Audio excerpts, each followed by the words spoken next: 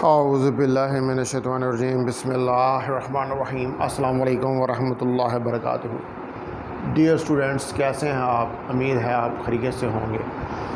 आज हमारा इलेक्ट्रॉनिक्स का लेक्चर नंबर 29 है और इस लेक्चर नंबर 29 के अंदर हमने आज जो है वो स्टडी करना है कॉमन कलेक्टर कन्फिग्रेशन। प्रीवियसली हम जो डिफरेंट कन्फिग्रेशंस हैं ट्रांजिस्टर्स की उनको स्टडी कर रहे हैं, जिनमें हमने कॉमन बेस कन्फिग्रेशन और कॉमन कलेक्टर कन्फिग्रेशन जो है उसको कॉमन एमिटर कन्फिग्रेशन को स्टडी किया। तो आज लास्ट है हमारी कॉमन कलेक्टर कन्फिग्रेशन। उसके बाद ये चैप्टर जो है वो एंड हो जाएगा और नेक्स्ट मैं फिर फील्ड इफेक्ट ट्रांजिस्टर की तरफ मूव करूँगा। नेक्स्ट चैप्टर जो फोर्थ चैप्टर आपका होगा। तो पहले कॉमन कलेक्टर कन्फिग्रेशन क्या है? तो वो कन्फिग्रेशन ट्रांजिस्टर की कि जिसके अंदर हम कलेक्टर को ग्राउंड कर देते हैं या इसको कॉमन टर्मिनल के तौर पर ले लेते हैं। The configuration of a transistor in which the collector is grounded, वो कन्फिग्रेशन की जिसमें कलेक्टर जो है वो ग्राउंडेड होता है। और we take collector as common terminal, या कलेक्टर को हम कॉमन टर्मिनल के तौर पर ले लेते हैं, is known as common collector configuration.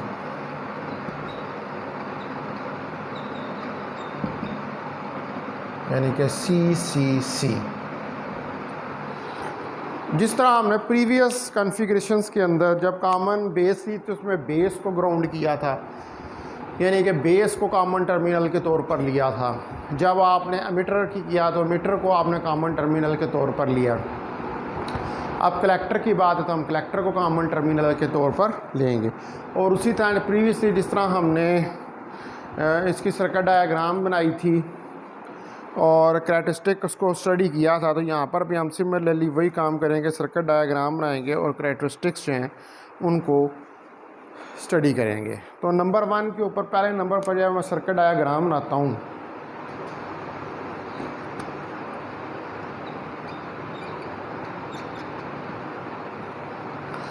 तो सर्किट डायग्राम में आप देखें कि ये हमारे पास एक NPN ट्रांजिस्टर है, ये लें आप, ठीक है जी। ये एक NPN ट्रांजिस्टर है और इस NPN ट्रांजिस्टर के अंदर कलेक्टर जो है ये C, ये B और ये इस तरफ E। कलेक्टर जो है वो अब यहाँ पर ग्राउंडेड है। ये जो बेस है इसके साथ आपने एक बेस रेजिस्टेंस RB लगाई हुई है और यहाँ पर एक बैटरी पॉजिटिव नेगेटिव RB, और ये कलेक्टर जो है इधर से ये ग्राउंडेड है। ये आप देख सकते हैं, इसको हमने ग्राउंडेड जो है वो किया हुआ है।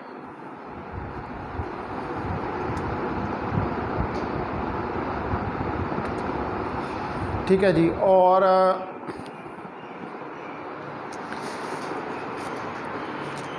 जो एमिटर है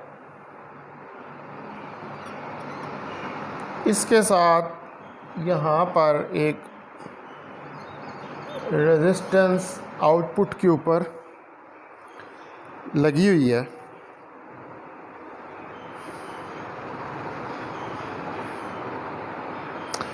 जिसको कि हम रेजिस्टेंस RE का नाम जो है वो देंगे।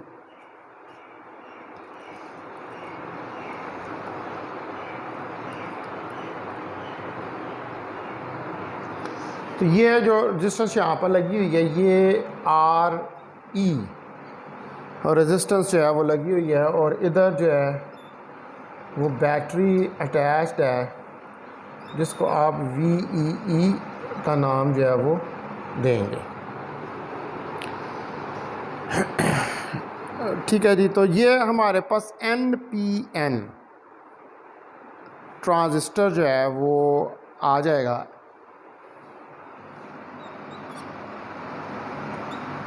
NPN ट्रांजिस्टर की कॉमन कलेक्टर कन्फिग्रेशन, तो ये आ रही है। आप देखिए ये यहाँ पर एमिटर N के ऊपर है, तो हमने इसको रिवर्स बाइस्ड जो है वो करना है।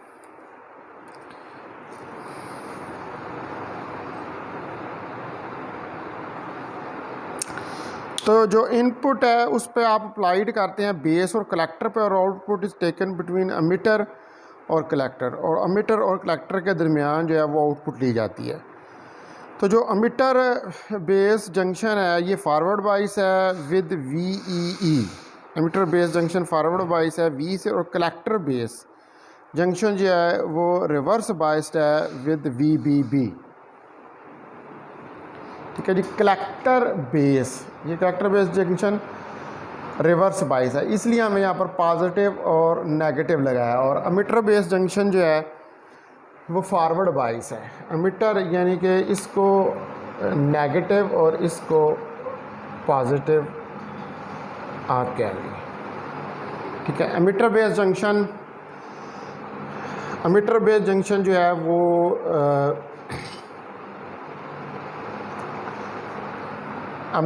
ये एमिटर आपका लगा हुआ है, तो इसको फॉरवर्ड और नेगेटिव से, और यहाँ पर पॉजिटिव। ठीक है, ये आपके पास बैटरी VBB हो जाएगी, और ये बैटरी आपके पास VEE जो है हो जाएगी।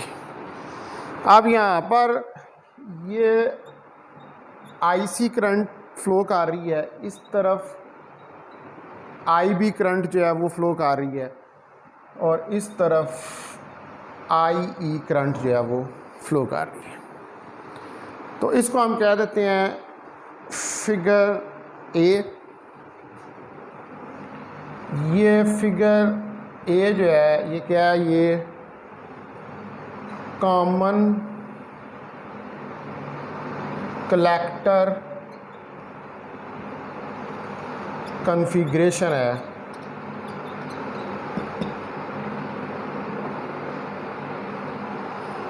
Of NPN transistor.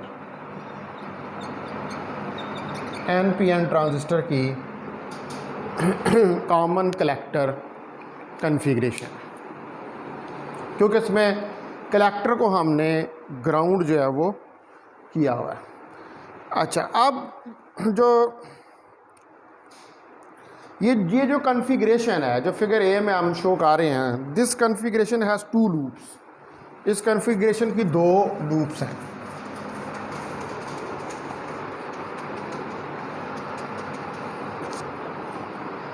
तो दिस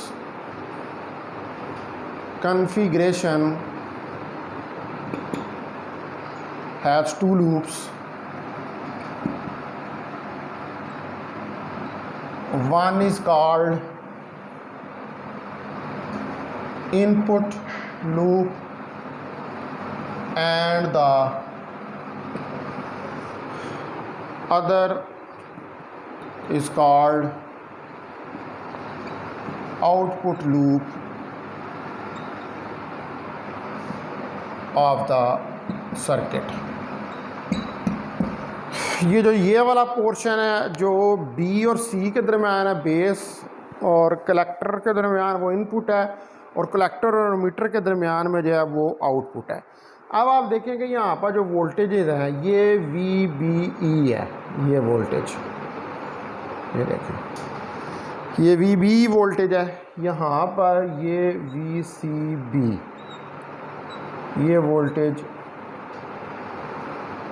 VCB के, और ये वाला वोल्टेज जो है ये VCE है,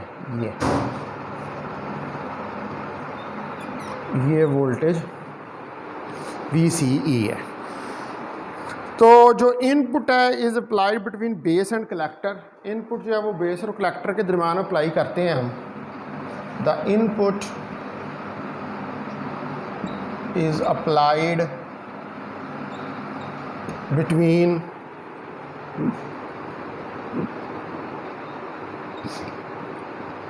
the base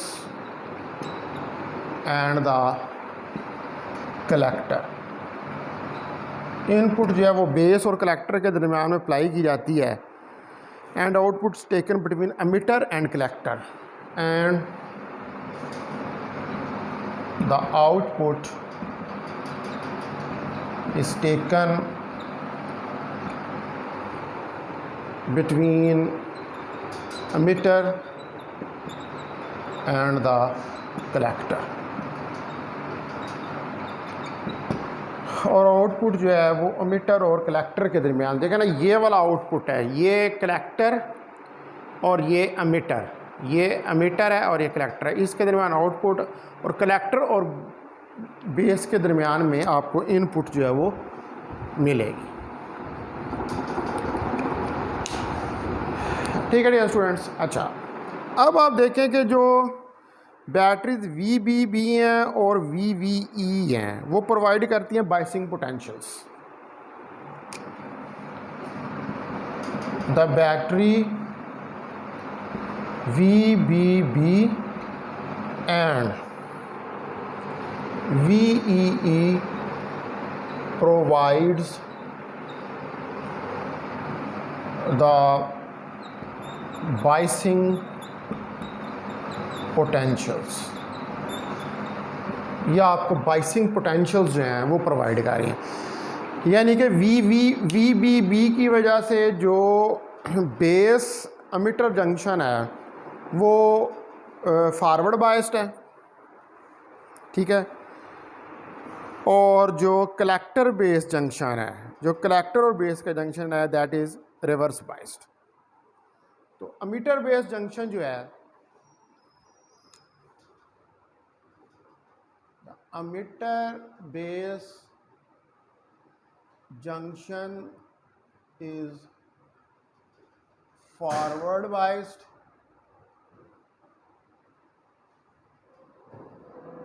and collector base junction, और जो collector base junction है is reverse biased, और जो कलेक्टर बेस जंक्शन है वो रिवर्स बाइस्ड है। तो ये आपको फिगर से क्लियरली, फिगर ए से ये चीज़ जो है वो नज़र आ रही है कि जो एमिटर बेस जंक्शन है वो फॉरवर्ड बाइस है और जो कलेक्टर बेस जंक्शन है वो रिवर्स बाइस्ड है।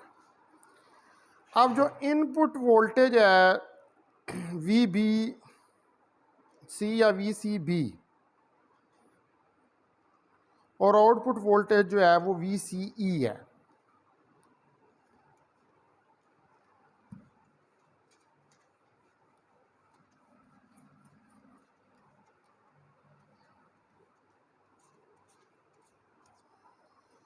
तो द इनपुट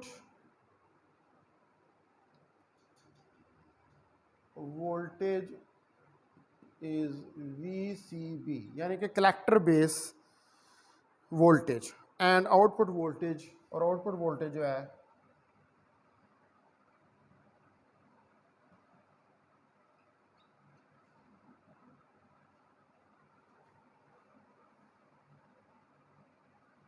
और जो आउटपुट वोल्टेज है इज VCE, यानी कि कलेक्टर एमिटर वोल्टेज। ये VCE आपको आउटपुट पे मिल रहा है और VCB ये आपके पास इनपुट के ऊपर है। द इनपुट करंट जो है वो IB है और output current is IE। The input current is IB and the output current is IC, और जो आउटपुट करंट है वो IC है। ठीक है dear students.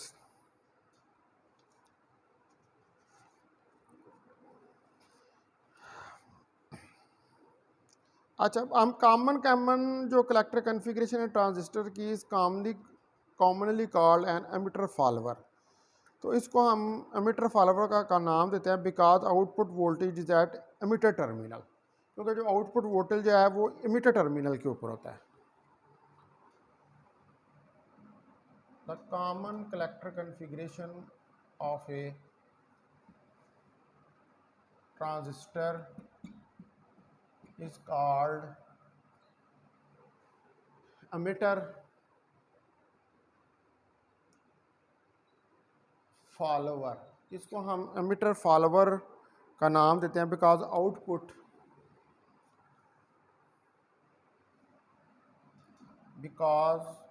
The output voltage is at emitter terminal, क्योंकि जो आउटपुट वोल्टेज है वो आपको एमिटर टर्मिनल के ऊपर जो है वो मिलता है। Follows the applied input signal at the base terminal. Follows the applied input signal at the base terminal, यानी कि बेस टर्मिनल के ऊपर आप इनपुट सिग्नल आप देख सकते हैं। यहाँ से वी बैटरी जो है, यहाँ से बेस टर्मिनल के ऊपर आपने इनपुट सिग्नल प्रोवाइड किया है और वो इनपुट सिग्नल जो है उसी से आपको आउटपुट सिग्नल जो है वो एमिटर के ऊपर जो है वो मिल रहा है। यानी कि बेस पे इनपुट सिग्नल और एमिटर के ऊपर आउटपुट सिग्नल। अब इसकी कुछ प्रॉपर्टीज़ जो हैं उनको हम डिस्कस करके देखते हैं इस कॉन्फ़िगरेशन की।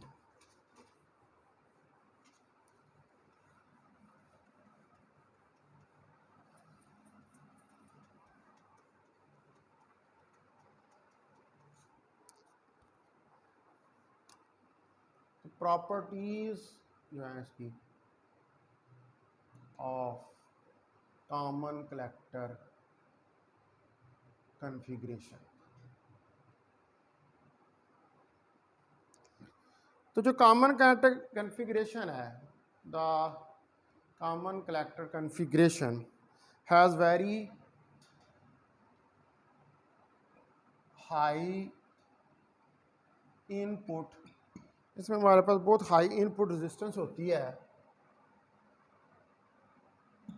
ऑफ 750 किलो ओहम, जिसकी की वैल्यू 750 किलो ओहम तक होती है। It has very low output resistance,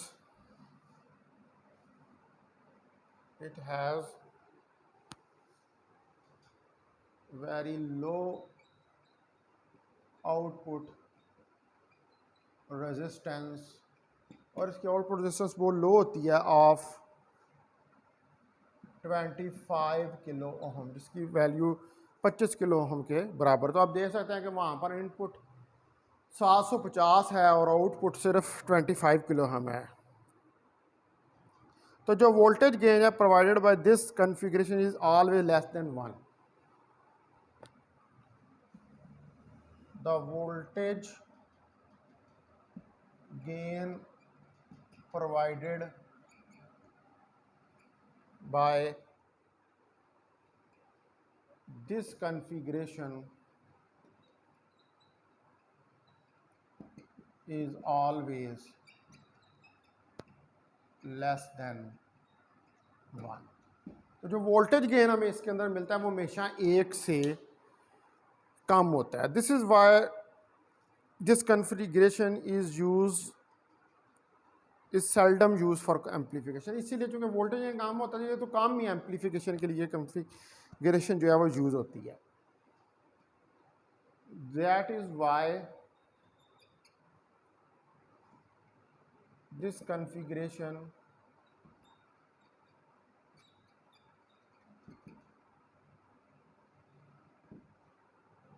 is used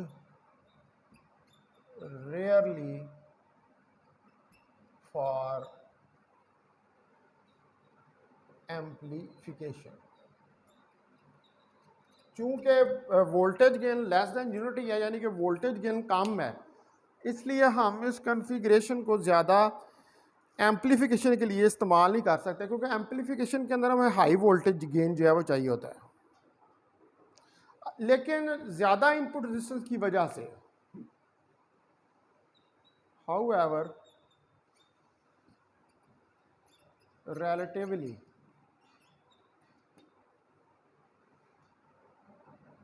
high input resistance, देखिए चूँकि हमने देखा इसकी 750 किलो ओम तक इनपुट रेजिस्टेंस होती है, तो जो हाई इनपुट रेजिस्टेंस है और लो आउटपुट रेजिस्टेंस है, और लो 25 किलो ओम होती है, एंड लो आउटपुट रेजिस्टेंस और लो आउटपुट रेजिस्टेंस की वजह से हाई इनपुट रेजिस्टेंस और low output resistance, this circuit is use for impedance matching. तो इस सर्किट को हम यूज़ करते हैं इम्पीडेंस मैचिंग के लिए, यानी कि रेजिस्टेंसेस को मैच करने के लिए। This circuit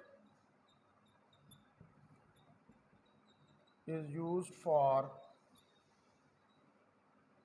impedance matching. तो ये सर्किट जो है इसको फिर आप इम्पीडेंस मैचिंग यानी रेजिस्टेंसेस को मैचिंग करने के लिए यूज़ करें। That is for driving A low impedance load from A high impedance source.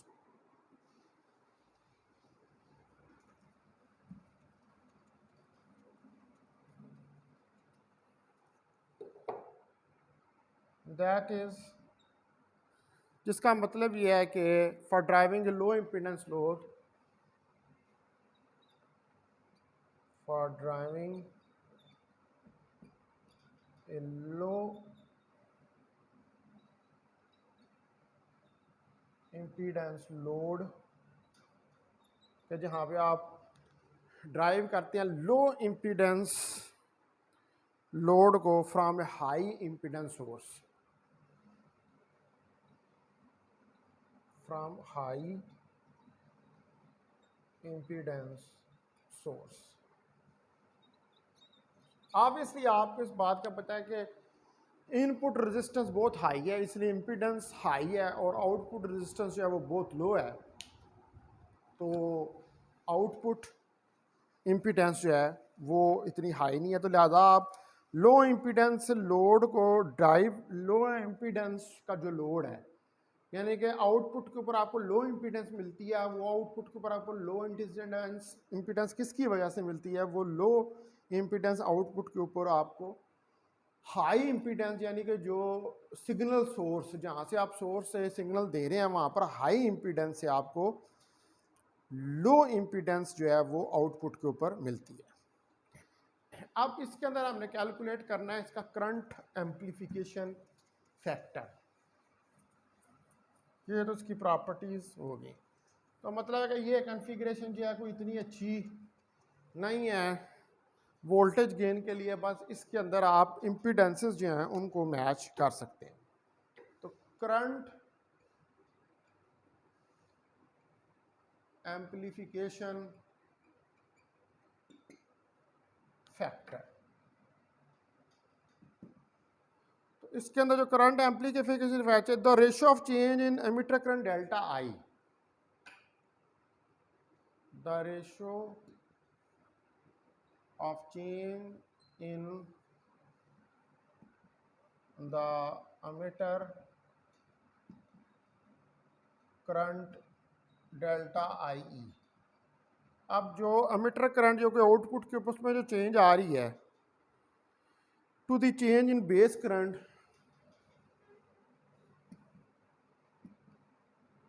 To the change in base current delta I B, यानी कि डेल्टा आई और डेल्टा आई बी की जो रेशियो है is called current amplification factor gamma. यानी कि जो ratio है डेल्टा आई और डेल्टा आई बी की, इसको हम कहते हैं current amplification factor gamma.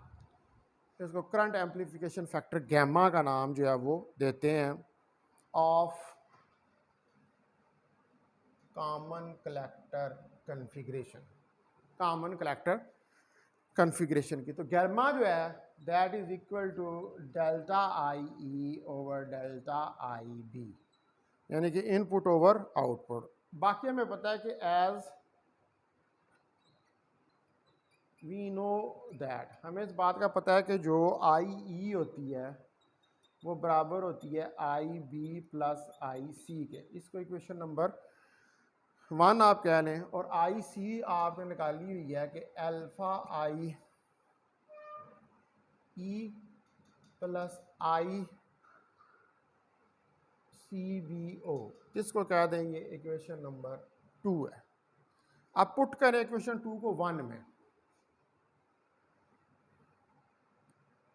Put 2 into 1, तो I E is equal to I B plus I C की value alpha I E plus I C B O. I C B O आपको पता है कि यहाँ पर जो है वो लीकेज करंट है, तो इसको हम लिख सकते हैं I E minus alpha I E is equal to I B plus I C B O. तो यहाँ से आई ई को कॉमन निकाल लें तो 1 minus alpha I B plus I C B ओ के बराबर ही आ जाएगा। तो अब आई ई की वैल्यू अगर आप कैलकुलेट करें यहाँ से,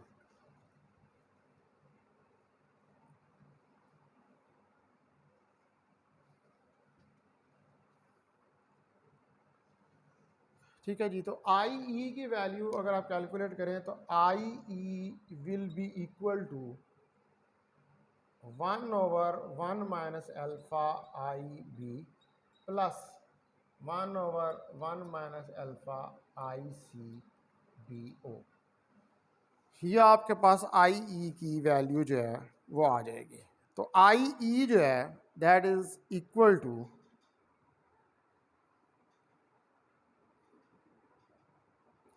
1 ओवर 1 माइनस अल्फा जो है ये इक्वल होता है गैमा के, ठीक है। यानी कि आई ई आप कहेंगे कि gamma I B plus gamma I C B ओ, ठीक है जी। गैमा आई बी से where gamma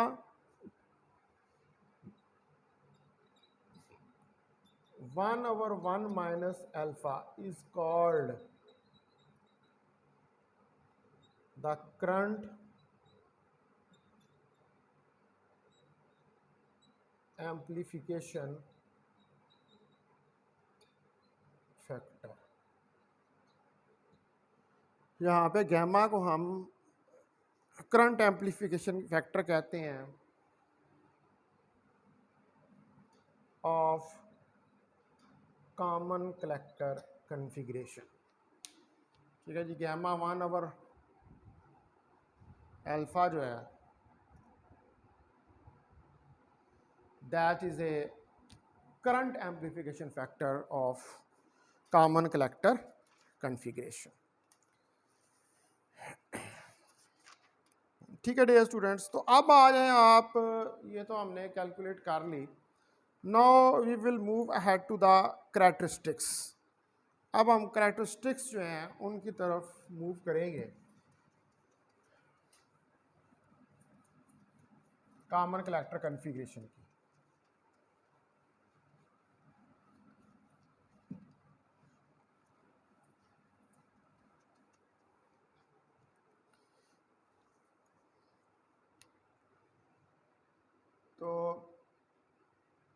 characteristics of common collector configuration.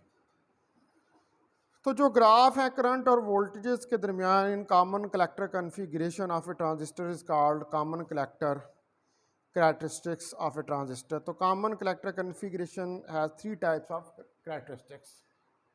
The common collector configuration has three types of characteristics. इसमें भी हमारे पास तीन किस्म के ही characteristics होते हैं, जैसे प्रीवियसली हमने देखे थे. Number 1 input characteristics, number 2 output characteristics,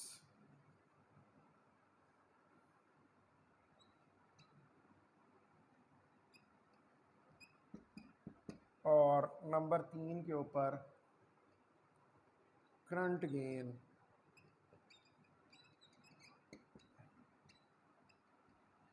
characteristics और करंट गेन करैक्टरिस्टिक्स. ये सिमिलर ही आपने जो सारे हैं करैक्टरिस्टिक्स वो प्रीवियसली भी पढ़े हैं, कॉमन एमीटर और कॉमन कलेक्टर के लिए. तो ये वही वाला यहाँ पर भी हमने स्टडी कर रहे हैं. तो पहले नंबर पर हम देखते हैं इनपुट. Number 1 input characteristics. तो जो ग्राफ है between VCB and IB, the graph between VCB यानी कि collector base voltage and IB और input current IB at VCE constant, जबकि आउटपुट वोल्टेज VCE जो है वो कांस्टेंट हो, इज कॉल्ड, इनको हम कहते हैं इज कॉल्ड इनपुट करैक्टरिस्टिक्स. इनको हम इनपुट करैक्टरिस्टिक्स का नाम जो होते हैं. The characteristics are quite different from input characteristics of common base and common collector configuration of a transistor.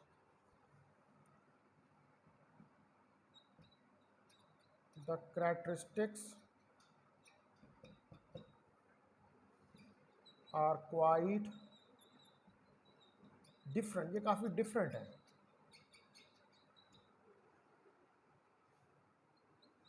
from the characteristics of common base configuration and common emitter configuration of a transistor. तो इनकी configuration से, इन configuration के characteristics से ये characteristics जो हैं काफ़ी different हैं जो कॉमन कलेक्टर कन्फिग्रेशन के करैक्टरिस्टिक्स हैं. तो difference is due to the fact के इनपुट वोल्टेज जो है VCB is largely determined by the voltage VCE is equal to VB plus VBC. ये डिफरेंस इस वजह से है, the difference is due to the fact, तो ये जो डिफरेंस है ये इस फैक्ट की वजह से है that the input voltage VCB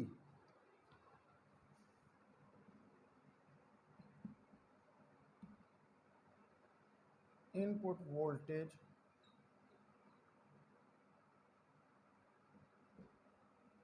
VCB is, कि जो इनपुट वोल्टेज है VCB इज लार्जली डिटरमिन्ड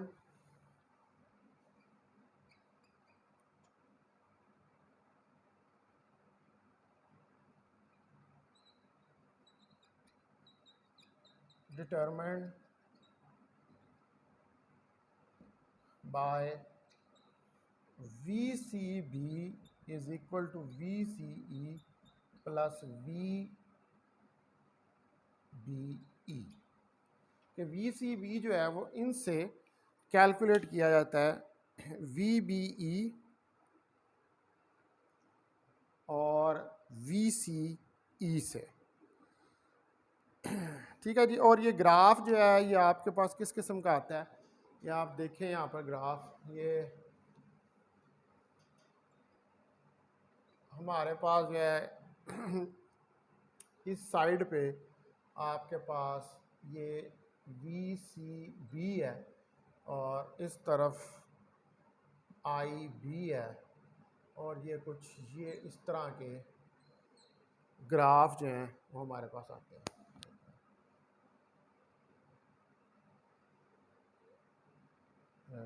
कुछ इस तरह के ग्राफ आपके पास जो है वो आते हैं। तो यहाँ पर एक के लिए वी सी बी जो है वो वी सी 2 वोल्ट है, वी सी 2 वोल्ट इसके लिए, और दूसरे के लिए जो है वो वी सी ई 4 वोल्ट है, और इसके लिए वी सी ई जो है वो 4 वोल्ट है। तो ये आपके पास जो है ये इनपुट कैरेक्टरिस्टिक्स हैं। अब आप देख लेंगे ये एक सीधी लाइन आ रही है, ये उस तरह नहीं है जैसे आप देखते हैं कॉमन मीटर कन्फिग्रेशन या common collector common base configuration के अंदर। जी बिल्कुल सीधी स्ट्रेट्स लाइन आ रही हैं, यानी कि वी सी ई के बढ़ने के बाद एकदम जो है वो करंट इंक्रीज हो रही है आई बी। अब हम देखते हैं नेक्स्ट जो है जिसको हम कहते हैं आउटपुट कैरेक्टरिस्टिक्स, सेकंड नंबर पे।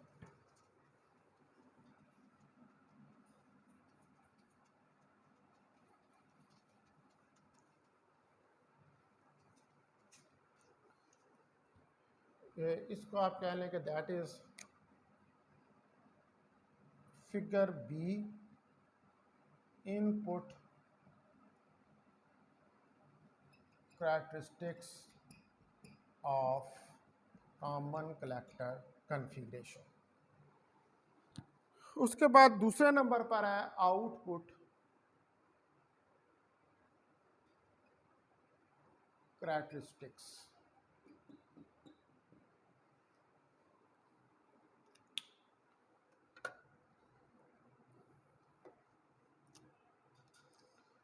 तो जो आउटपुट कैरेक्टरिस्टिक्स हैं ये ग्राफ होता है between emitter current I E and emitter collector emitter voltage V C E.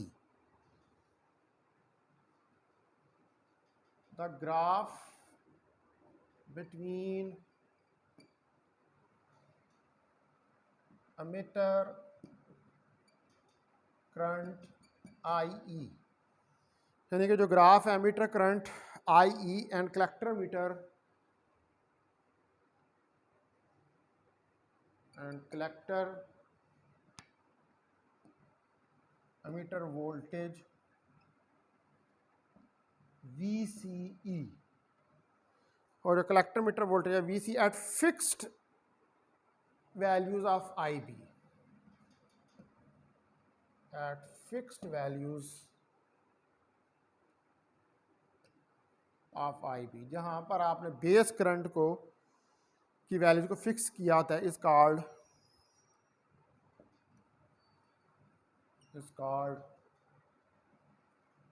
Output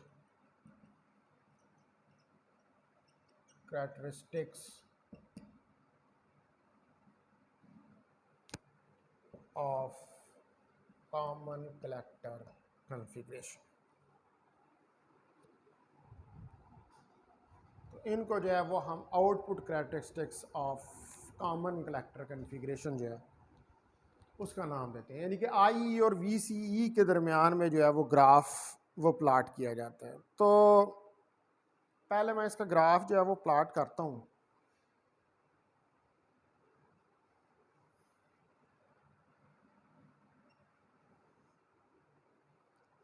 इस तरफ मेरे पास आई सी है मिली एम्पेयर में, और इस तरफ मेरे पास वी सी ई है वोल्ट्स में। ठीक है जी, तो यहाँ से ये लाइन गई यूँ, और डिफरेंट वैल्यूज़ जो हैं यहाँ से ये लाइन आई, इधर आई बी की वैल्यू 20 माइक्रो एम्पेयर। उसके बाद ये 2 के ऊपर था, फिर इसके बाद इसके ऊपर जाएं तो यहाँ पर 4 के ऊपर जो है वो आ गया 40 माइक्रो एम्पेयर जो आई बी करंट है। उसके बाद इधर ये 4 हो गया, यहाँ पर 6, और 6 के ऊपर 60 माइक्रो एम्पेयर आई बी करंट होगी, और उसके बाद यहाँ पर 8 के ऊपर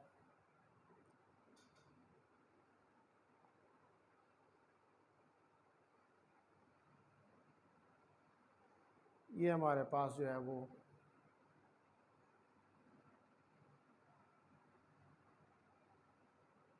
इस जगह पर जो वैल्यू है वो आई बी की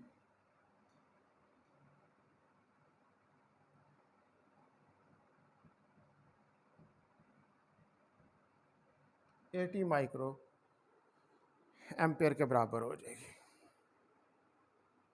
तो यहाँ से भी आप देख लें, ये 2 है, ये 4 है, ये 6 है, ये 8 है, ये 10 है, ये 12 है, ये 14 है, ये 16 है, ये 18 है, और ये 20 है। ठीक है जी, इस जगह 2 4 8, और इस जगह पर ये 10। तो अब आप इसके ऊपर लोड लाइन जो है वो ड्रा करें। तो इधर से अगर हम इसको इसके साथ मिला दें तो ये लोड लाइन जो है वो हमने ड्रा कर दी, और यहाँ पर एक ये ऑपरेटिंग पॉइंट आप ले लें, इधर से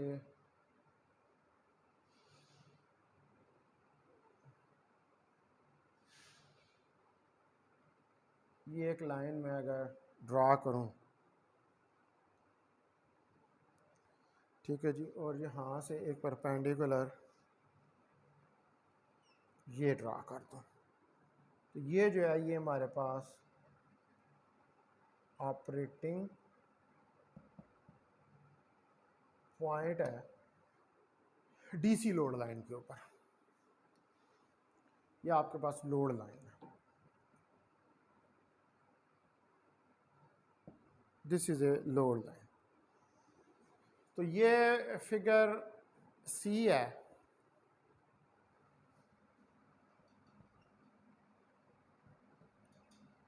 आउटपुट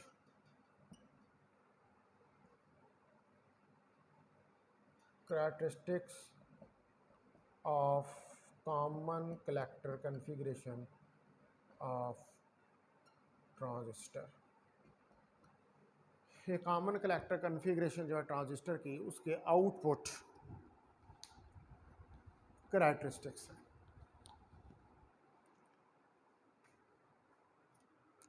तो जो कलेक्टर करंट है इज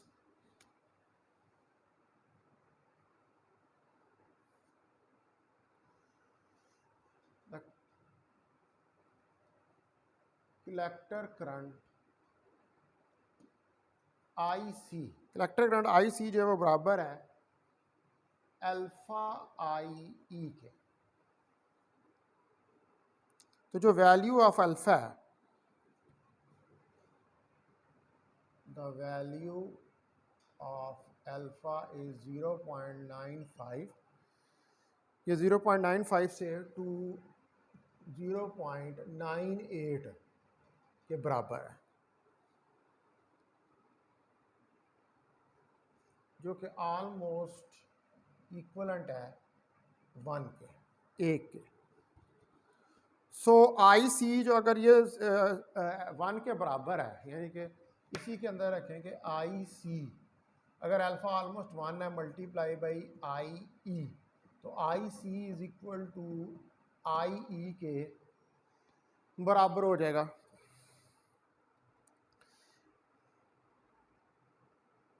तो इसका मतलब है कि जो आउटपुट करैक्टरिस्टिक्स हैं कॉमन कलेक्टर कन्फिग्रेशन के, हैंस आउटपुट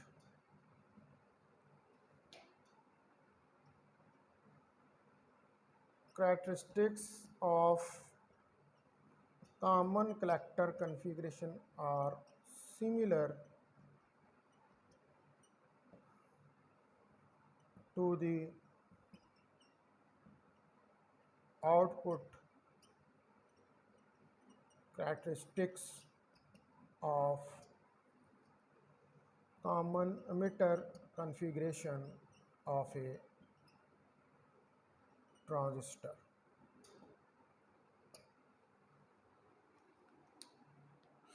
तो चूँकि आईसी जो आई के बराबर है, तो इसका मतलब है कि जो आपके पास करैक्टरिस्टिक्स हैं कॉमन कलेक्टर कन्फिग्रेशन के, वो सिमिलर हैं to the characteristics of common emitter configuration. ठीक है डियर स्टूडेंट, उसके बाद तीसरे नंबर पर जो आ जाते हैं जिसको हम कहते हैं current gain characteristics.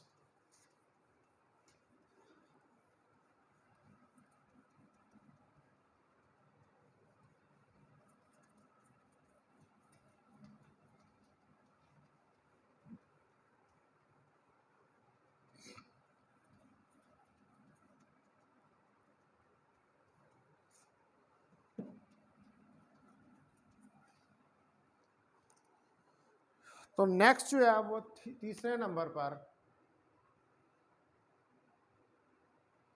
Current gain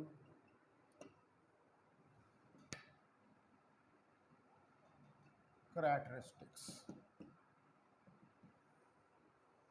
कि हमारे पास जो है वो करंट गेन करैक्टरिस्टिक्स क्या है। तो जो ग्राफ होता है between base current I B and emitter current I E, the graph between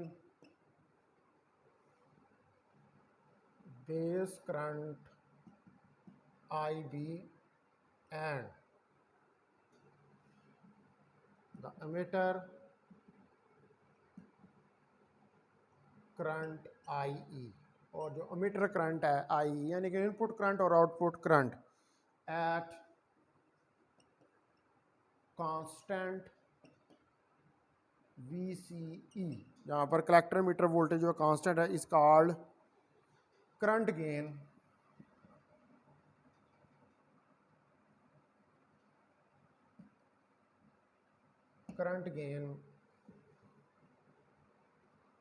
characteristics of common collector configuration।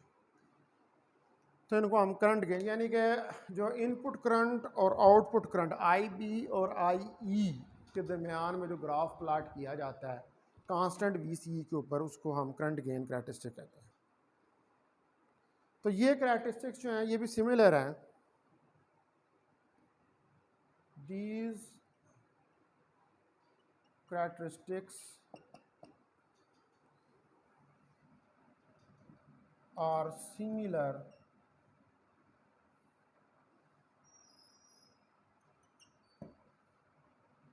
to the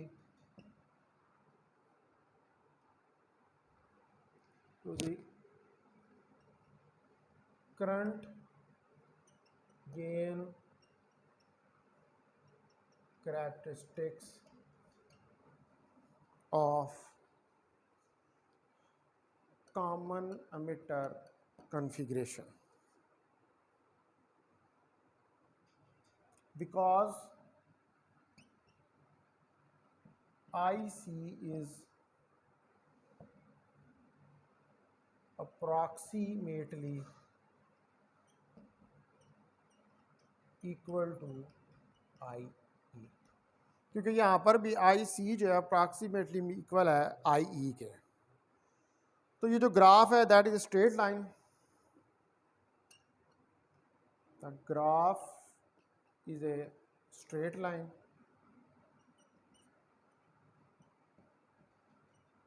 तो ये भी जो ग्राफ आएगा वो स्ट्रेट लाइन होगी, हम बना के देख लेते हैं।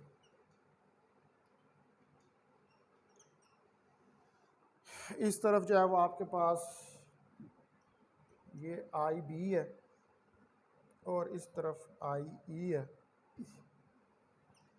ये आपके पास ग्राफ आ रहा है और VCE कांस्टेंट है। तो ये आपके पास फिगर D है, द करंट गेन कैरेक्टरिस्टिक्स, ये करंट गेन कैरेक्टरिस्टिक्स हैं ऑफ कॉमन कलेक्टर कन्फिग्रेशन। ये कॉमन कलेक्टर कन्फिग्रेशन के करंट गेन के कैरेक्टरिस्टिक्स हैं।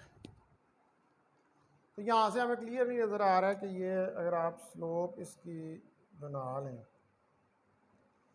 तो डेल्टा IE और डेल्टा IB ये हमारे पास आ जाएगा। तो ग्राफ जो है एक स्ट्रेट लाइन है, तो slope of this graph is called current gain. इस ग्राफ की जो स्लोप है, the slope of this graph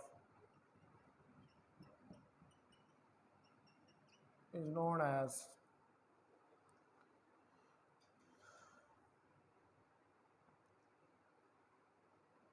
current gain. तो उसको हम जो है वो करंट गेन का नाम देते हैं और current amplification factor gamma.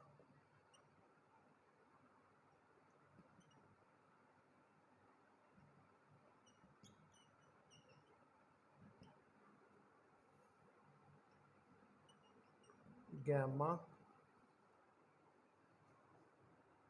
And written as, और इसको हम राइट डाउन कर सकते हैं gamma delta IE delta IB at constant VCE। तो यहाँ पर भी आप देख सकते हैं कि ये स्ट्रेट लाइन है कि अगर इनपुट करंट IB जो है वो इंक्रीज़ होगी तो फिर आउटपुट करंट IE भी इंक्रीज़ होगी। यानी कि ये करंट का गेन है। अगर इनपुट पे आप ज़्यादा करंट देंगे तो आउटपुट के ऊपर भी आपको ज़्यादा करंट मिलेगी। तो इसको gamma delta I over delta IB gamma से हम इसको डोनेट करते हैं। अब ज़रा जो है वो हम इससे पहले कि मैं लास्ट अगर नेक्स्ट चैप्टर की तरफ आऊँ, कुछ ये तो अब कैरेक्टरिस्टिक्स ख़त्म हो गए, हमने सारे डिटेल के साथ जो है वो स्टडी करके देख लिए हैं। तो मैं ये जो अल्फ़ा बीटा और गैमा ये जो तीनों के अंदर हमारे पास आए हैं, इनको ज़रा हमने रिलेट करके देखना है। उसके बाद फिर मैं नेक्स्ट चैप्टर की तरफ जो है वो मूव करूँगा। तो relation between alpha beta and gamma, relation between alpha beta and gamma. अब हमने जो है वो ज़रा रिलेशन देखना है अल्फ़ा बीटा और गैमा के दरमियान। ये सारे हमने गेन्स जो हैं करंट के उनको कैलकुलेट जो है वो किया। तो अल्फ़ा बीटा और गैमा जो है each has two types, alpha beta and gamma, तीनों जो हैं ईच हैज़ टू टाइप्स, दोनों जो हैं उनकी दो टाइप्स होती हैं कॉल्ड, जिनको कि हम कहते हैं कि alpha DC,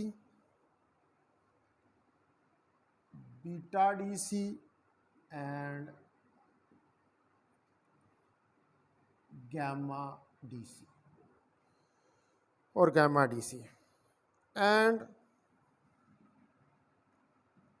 alpha AC, beta AC and gamma AC. तो जो करंट एम्प्लीफिकेशन का वेक्टर है alpha, the current amplification factor alpha जो है ऑफ कॉमन बेस कन्फिग्रेशन, जो है कॉमन बेस कन्फिग्रेशन का है, is alpha D C is equal to I C over I E, and alpha A C delta I C over delta I E at V C B constant. अभी हमने पीछे पढ़ा है इसको। उसके बाद जो एम्प्लीफिकेशन फैक्टर है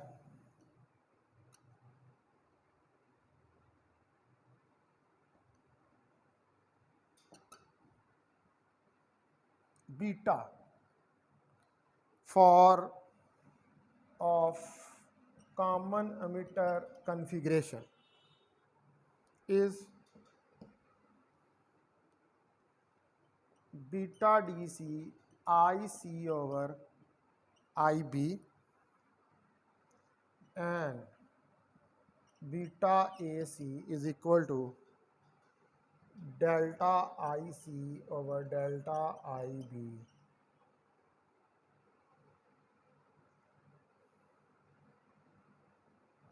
eight V C E is equal to constant. ये दूसरा था। उसके बाद जो एम्प्लीफिकेशन फैक्टर है गैमा,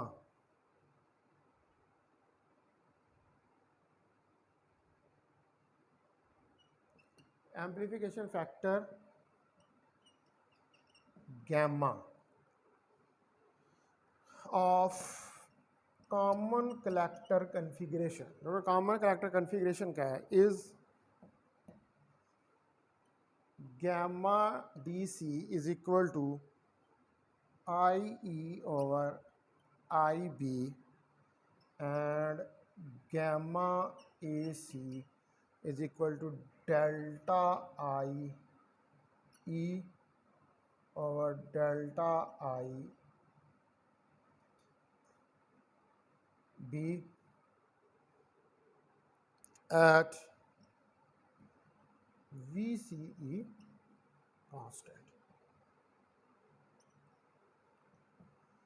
तो ये सारे आपने जो एम्प्लीफिकेशन फैक्टर्स हैं अल्फ़ा, बीटा और गैमा, ये सारे एम्प्लीफिकेशन फैक्टर्स जो हैं वो आपने कैलकुलेट किए हैं। ठीक है, अल्फ़ा आपने किया कॉमन बेस में, बीटा आपने किया कॉमन एमिटर में, और गैमा आपने किया कॉमन कलेक्टर कन्फिग्रेशन में।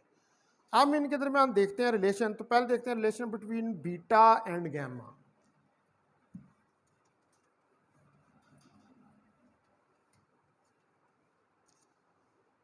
तो नंबर 1 पे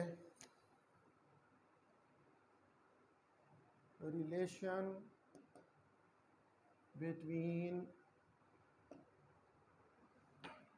बीटा एंड गैमा। पहले नंबर पर अगर हम रिलेशन देखें बीटा और गैमा के दरमियान, तो हमें पता है कि आई ई जो है वो आई बी प्लस आई सी के बराबर होता है।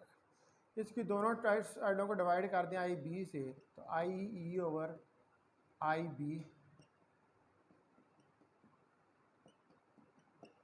आई सी ओवर आई बी। तो I E over I B जो है ये तो बराबर होगा गैमा के, ये 1 प्लस बीटा। ठीक है जी। उसके बाद रिलेशन देखें बिटवीन अल्फा एंड बीटा दूसरे नंबर पर।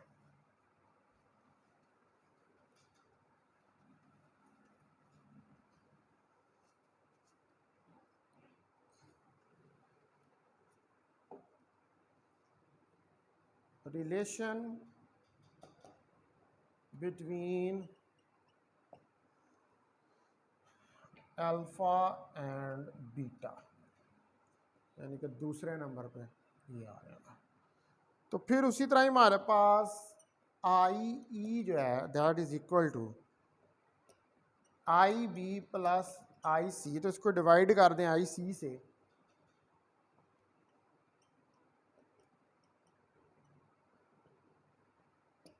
+1 आ जाएगा। ठीक है जी। आई सी ओवर आई सी, तो आई ओवर आई सी जो है ये आ जाएगा, क्योंकि अल्फ़ा बराबर होता है आई सी ओवर आई ई के। तो 1 ओवर अल्फ़ा हो जाएगा आई ई ओवर आई सी। तो ये क्या हो जाएगा 1 ओवर अल्फ़ा। उसके बाद I B over I C, beta जो है वो बराबर होता है आई सी ओवर आई बी के। तो 1 ओवर बीटा आ जाएगा आई बी ओवर आई सी के।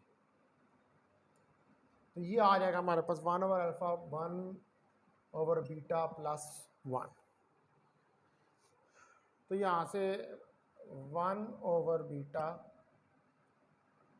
1 ओवर अल्फ़ा -1, तो 1 ओवर बीटा अल्फ़ा ले लें 1 माइनस अल्फ़ा। तो बीटा जो है वो अल्फ़ा 1 माइनस अल्फ़ा के बराबर आ जाए।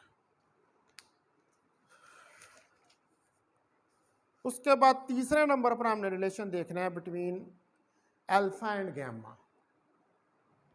ठीक है जी। थर्ड वन,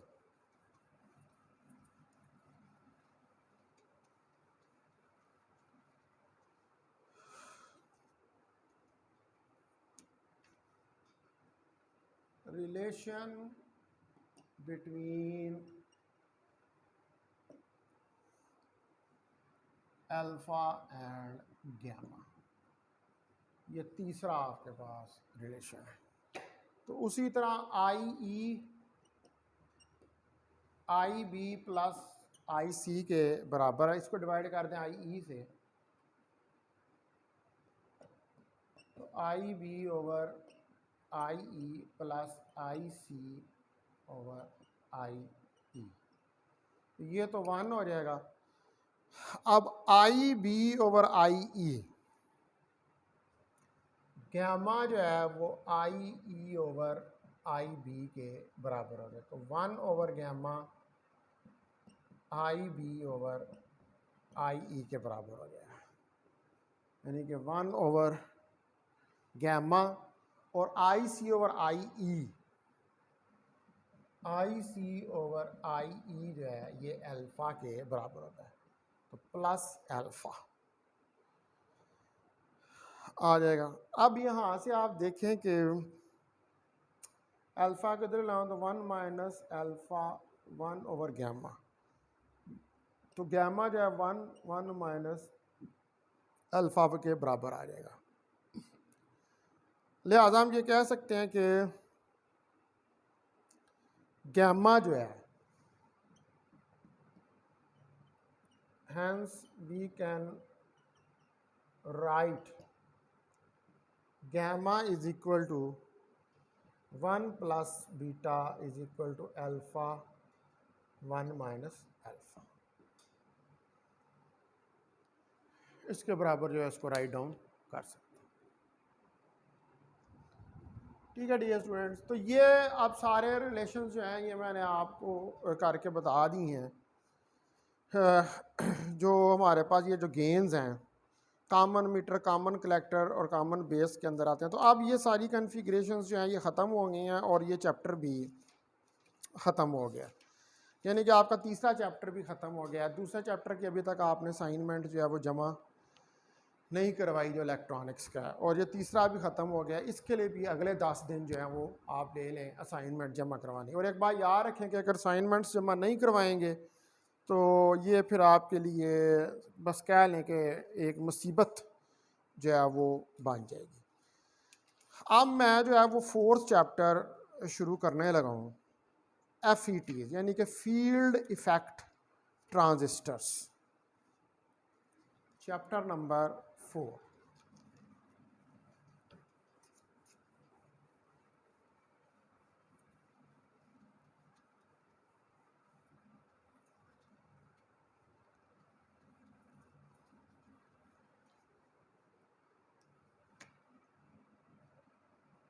तो chapter number 4 I will going to start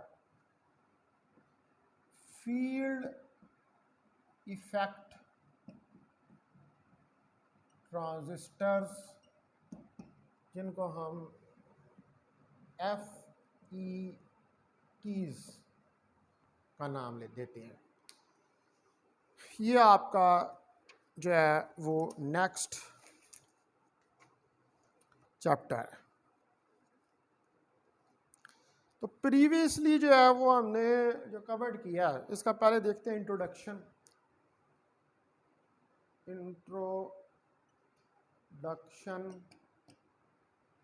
to FET, यानी कि जो फील्ड इफेक्ट ट्रांजिस्टर्स हैं इनका इंट्रोडक्शन। तो प्रीवियसली जो अभी आपने स्टडी किया है वो आपने बाईपोलर जंक्शन ट्रांजिस्टर को स्टडी किया है पिछले चैप्टर में। अब हम जो है वो सेकंड टाइप जो है उसको डिस्कस करेंगे ट्रांजिस्टर की, जिसको हम कहते हैं फील्ड इफेक्ट ट्रांजिस्टर। तो BJT is covered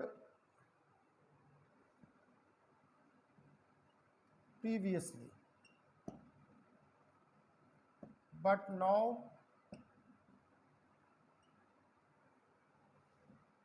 we will discuss an other type of a transistor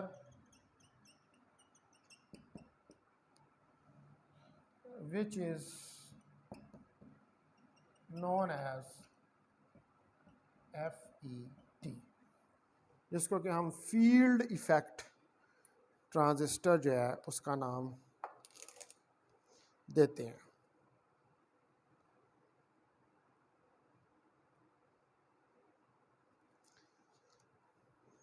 तो ये जो FETs हैं ये यूनिपोलर डिवाइसेस हैं।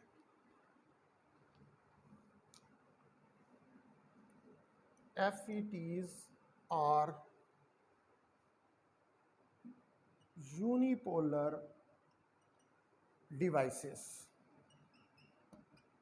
ये यूनिपोलर यानी कि इनके अंदर एक ही इलेक्ट्रॉन या होल यूज होता है, अनलाइक BJT की तरह,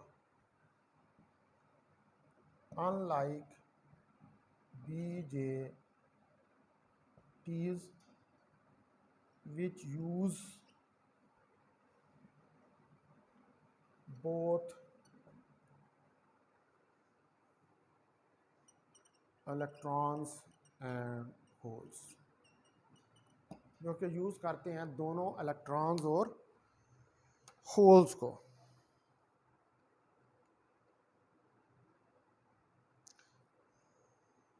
तो FET जो हैं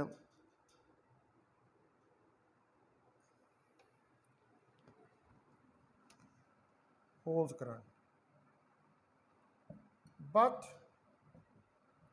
FETs, लेकिन जो FETs हैं ये सिर्फ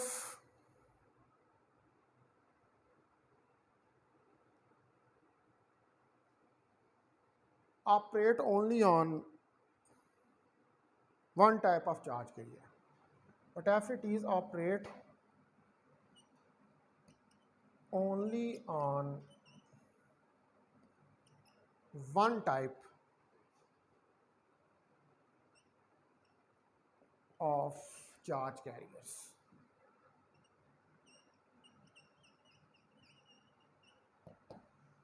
तो ये एक ही टाइप के चार्ज कैरियर्स जो हैं उन पे ऑपरेट होते हैं, यानी कि या तो ये सिर्फ इलेक्ट्रॉन के ऊपर होंगे ऑपरेट, या ये सिर्फ जो है वो होल्स के ऊपर ऑपरेट होंगे। अनलाइक कि जैसे VJT के अंदर होता है, BJT के अंदर आपको पता है कि बाईपोलर जंक्शन ट्रांजिस्टर में करंट जो है वो इलेक्ट्रॉन और होल्स दोनों की वजह से फ्लो करती है, तो इसलिए हम उसको बाईपोलर जंक्शन कहते हैं। तो ये बाईपोलर जंक्शन नहीं है, ये यूनिपोलर है, क्योंकि ये एक ही चार्ज कैरियर, यानी कि या तो ये इलेक्ट्रॉन्स को यूज़ करेंगे या ये सिर्फ जो है वो यूज़ करेंगे होल्स को, ठीक है, जिसकी वजह से करंट जो है वो फ्लो करेगी, इसलिए हम इनको यूनिपोलर कहते हैं। तो ये जो फील्ड इफेक्ट ट्रांजिस्टर है, ये जो प्रपोज किया गया था, the FET was proposed by Shockday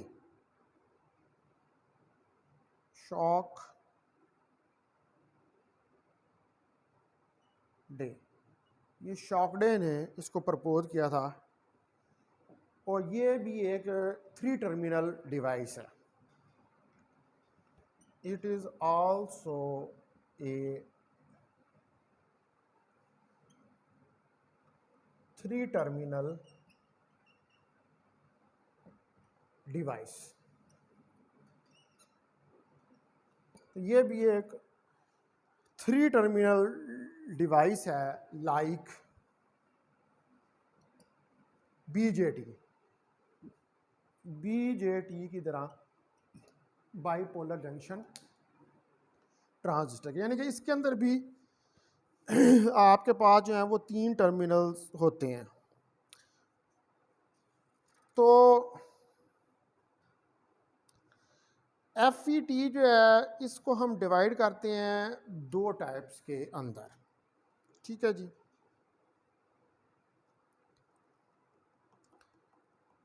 तो वो 2 टाइप्स जो हैं, 2 मेन टाइप्स जो हैं,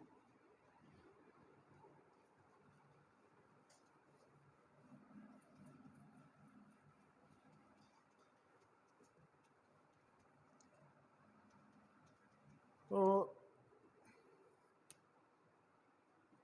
the FETs are divided into 2 main types. इनको 2 मेन टाइप्स के अंदर डिवाइड किया जाता है।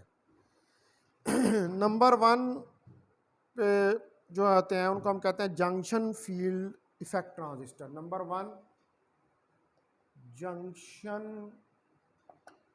फील्ड इफेक्ट ट्रांजिस्टर्स, इनको हम कहते हैं JEFT,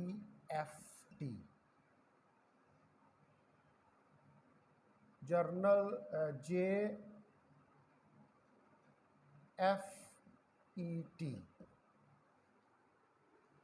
junction field effect transistor. और दूसरे को हम कहते हैं मेटल ऑक्साइड सेमीकंडक्टर। सेकंड को हम कहते हैं metal oxide semiconductor field effect,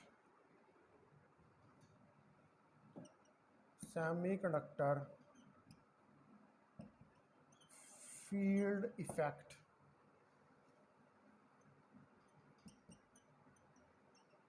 transistors.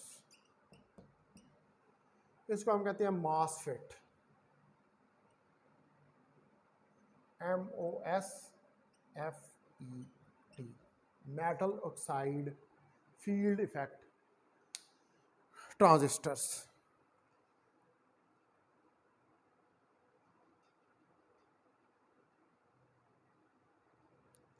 अच्छा, अब जो यहाँ पर ये तो दो किस्में होती हैं इसकी,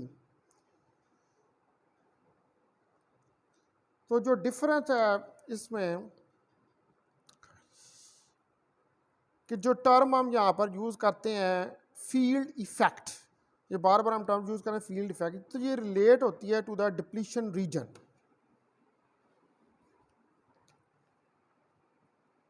द टर्म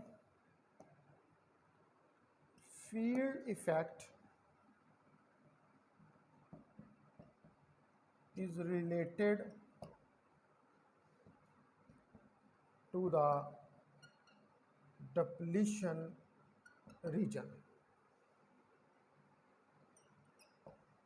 ये रिलेटेड है डिप्लीशन रीजन के साथ। formed in channel of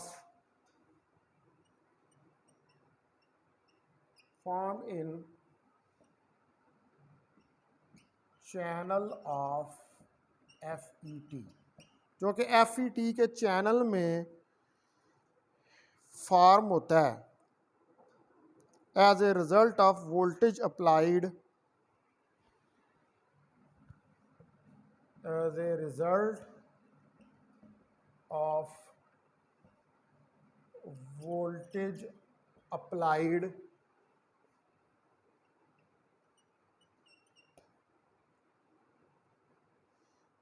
जो कि आपने वोल्टेज अप्लाई किया होता है ऑन वन ऑफ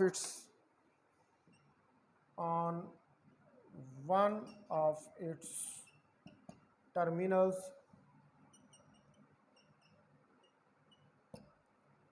इसके जो 3 टर्मिनल्स होते हैं उनमें से एक किसी टर्मिनल मसलन गेट, वो भी मैं बताऊंगा कि कौन कौन से होते हैं। तो गेट के ऊपर अगर अप्लाई किया तो इसका मतलब है कि जो फील्ड इफेक्ट है, यानी कि फील्ड का जो इफेक्ट है वो डिप्लीशन रीजन। अब ऑब्वियसली जब डिप्लीशन रीजन बनता है किसी चैनल के अंदर, तो डिप्लीशन रीजन बेसिकली क्या है कि एक पोटेंशियल बैरियर उसके क्रॉस फॉर्म हो जाता है कि न्यूट्रल रीजन होता है, और फर्दर डिफ्यूजन जो होती है वो चार्जेस की नहीं रहती। तो जहाँ पर पोटेंशियल क्रिएट होगा तो फिर वहाँ पर फील्ड भी आएगी। तो चूँकि पोटेंशियल बैरियर क्रिएट हो जाता है, फिर इसलिए हम इसको फील्ड इफेक्ट का नाम जो है वो देते हैं। अच्छा, अब जो BJT हैं वो करंट कंट्रोल्ड डिवाइस है, ठीक है। The BJTs are current controlled device. Current control devices हैं, यानी कि जिनमें करंट को कंट्रोल किया जाता है। जहां पर जो है बेस करंट कंट्रोल करती है amount of collector current, where the base current controls the collector current. जहाँ पे बेस करंट जो है वो कलेक्टर करंट को कंट्रोल करती है, यानी कि इनपुट जो है वो आउटपुट को कंट्रोल करता है। लेकिन जो आपके पास FET है वो डिफरेंट है, ठीक है जी, वो डिफरेंट डिवाइस है। FET is different. ये एक करंट कंट्रोल्ड डिवाइस नहीं है, it is a voltage control device. It is a voltage controlled device. ये एक वोल्टेज कंट्रोल्ड डिवाइस है where the voltage between 2 of terminals, where the voltage between, यहाँ पर के जो वोल्टेज है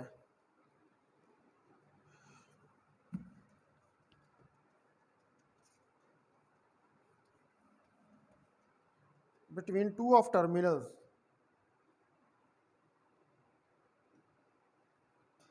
क्योंकि दो टर्मिनल्स के दरमियान, यानी कि गेट एंड सोर्स, ये भी मैं बताऊंगा टर्मिनल्स आपको, गेट एंड सोर्स, गेट और सोर्स के दरमियान, यानी कि दो टर्मिनल्स के दरमियान में control the current through a device,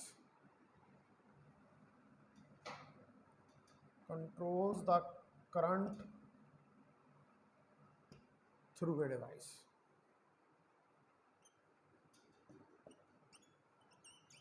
तो इसका मतलब है कि यहाँ पर वोल्टेज करंट को कंट्रोल करता था, तो वहाँ पर करंट जो थी वो ही करंट को कंट्रोल कर रही थी, इसलिए हम इसको वोल्टेज कंट्रोल्ड डिवाइस जो है वो कहते हैं।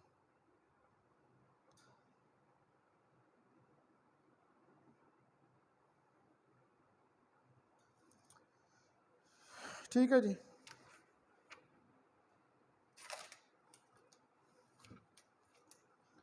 तो अब हम इसकी ज़रा जो है वो फिगर बनाते हैं यहाँ पर, जिससे ज़रा कंपैरिजन कर लेते हैं।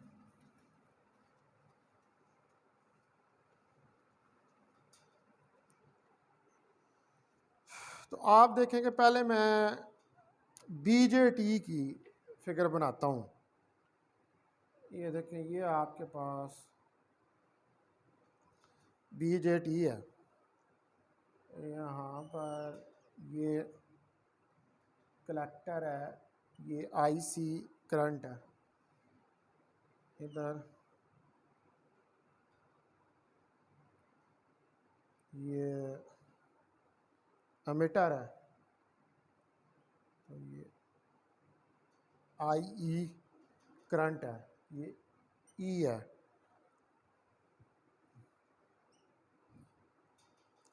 इधर ये आपके पास बेस है और ये आई बी करंट है। तो ये हमारे पास फिगर ए है, बीजेटी करंट कंट्रोल्ड डिवाइस। ये करंट कंट्रोल्ड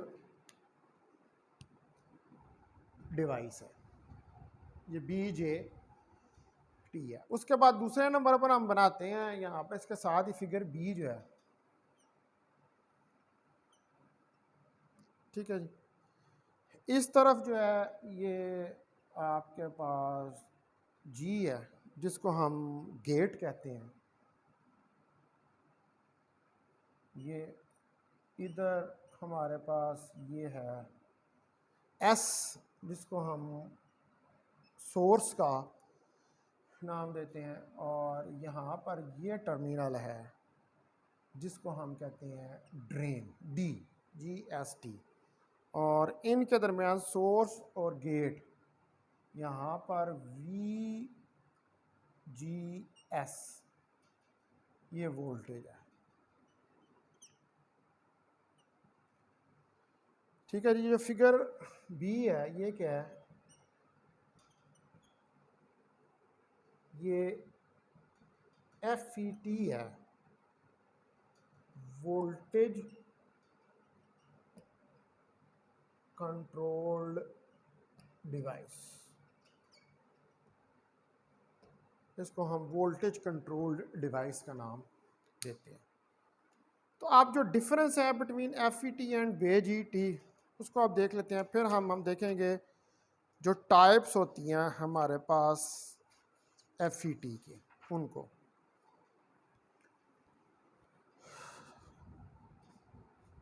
तो नेक्स्ट जो है वो हम देखते हैं difference between F E T and B J T.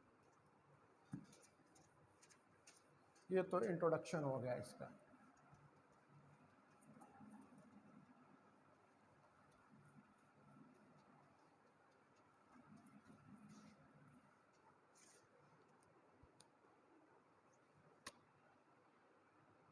Difference between FET and BJT, field effect transistor और BJT के दरमियान जो डिफरेंसेस है। तो हम ये टेबल बना लेते हैं, इस तरफ ले लेते हैं BJT और इस तरफ ले लेते हैं FET। तो नंबर 1 पर BJT जो है ये it is current controlled device, ये करंट कंट्रोल डिवाइस है। और नंबर 1 के ऊपर FET it is a voltage controlled device, ये एक वोल्टेज कंट्रोल्ड डिवाइस है। उसके बाद दूसरे नंबर पर देयर आर 2 जंक्शंस फॉर्म्ड, इसके अंदर 2 जंक्शन फॉर्म होते हैं। There are 2 junctions are formed, इसके अंदर 2 जंक्शन जो है फॉर्म होते हैं। तो यहाँ पर कोई जंक्शन जो है वो फॉर्म नहीं होता FET में, there is no junction form. तो FET में आपके पास कोई भी जंक्शन जो है वो फॉर्म नहीं होता। तीसरे नंबर के ऊपर it is a bipolar transistor, it is a bipolar transistor.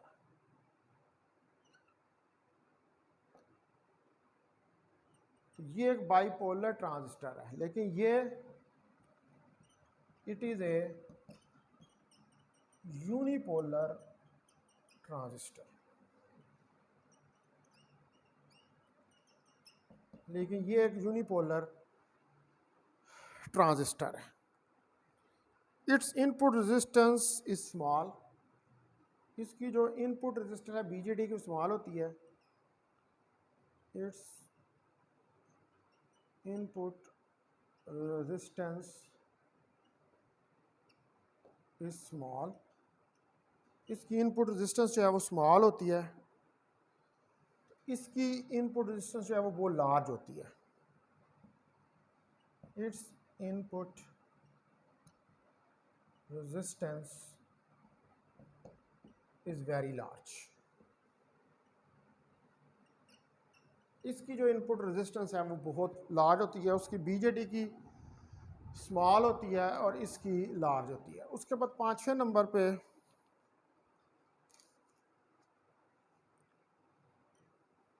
It is noisy, ये नॉइजी होता है, इसमें डिस्टॉर्शन होती है।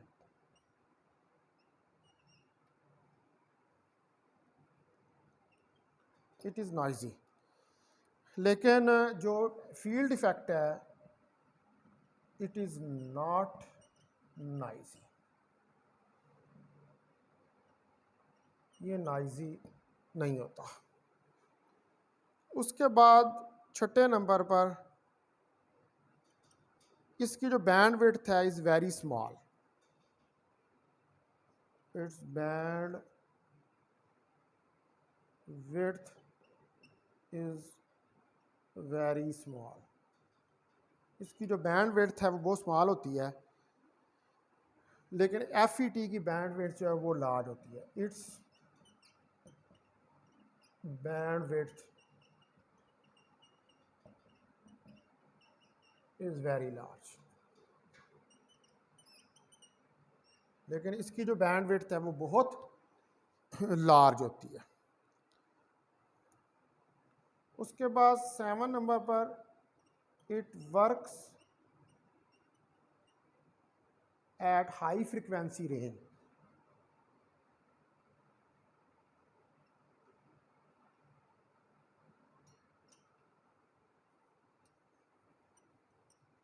तो ये जो है ये हाई फ्रिक्वेंसी रेंज पर वर्क करता है। इट वर्क्स, ये तमाम फ्रिक्वेंसी रेंजेस पे वर्क करता है। It works at all frequency ranges. ठीक है जी, तो ये कुछ 7 डिफरेंसेस हैं।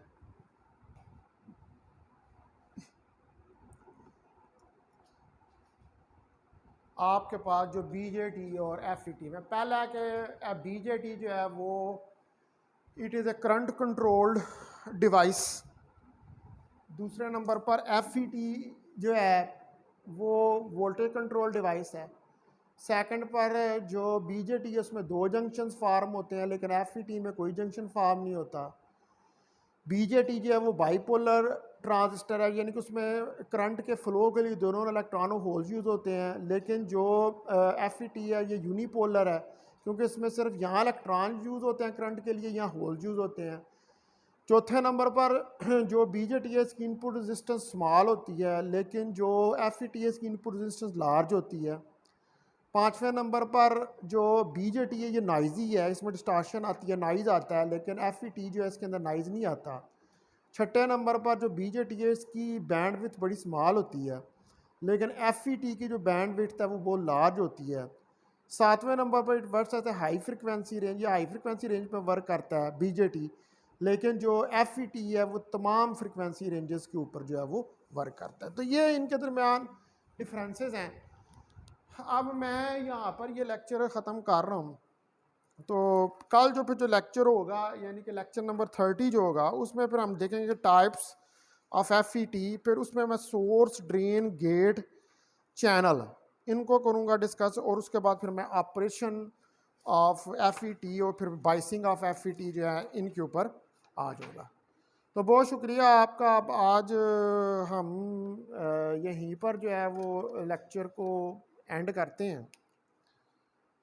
ठीक है, तो बाकी फिर जो है वो कल नेक्स्ट जो है इंशाल्लाह लेक्चर नंबर 30 जो है उसको स्टडी करेंगे। तो बहुत शुक्रिया आपका। अस्सलाम वालेकुम व रहमतुल्लाहि व बरकातहू।